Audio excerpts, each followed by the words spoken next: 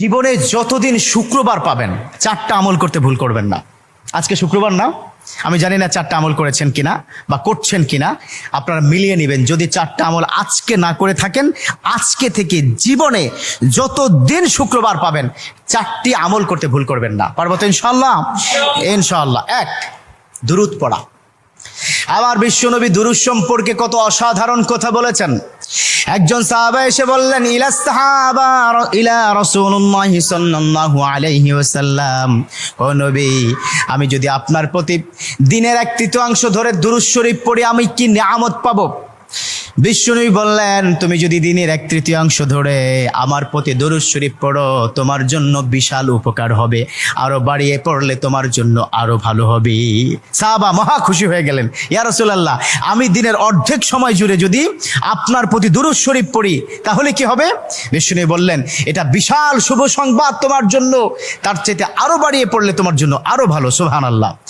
বিশ্বনবীর কথা আবেগতাড়িত হয়ে সাহাবা বললেন, ও নবী, আমি পুরো 24 ঘন্টার যখনই সময় পাবো তখনই যদি আপনার প্রতি দুরূদ শরীফ আমি পড়তে পারি গো নবী।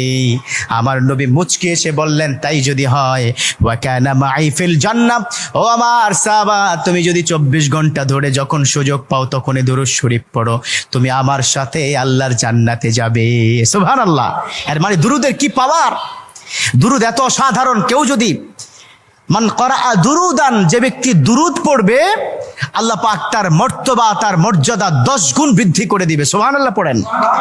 যে ব্যক্তি দুরূদ শরীফ পড়বে আল্লাহ পাক তার আমল নামা থেকে 10টি বদ আমল কেটে দিবে। সুবহানাল্লাহ পড়েন।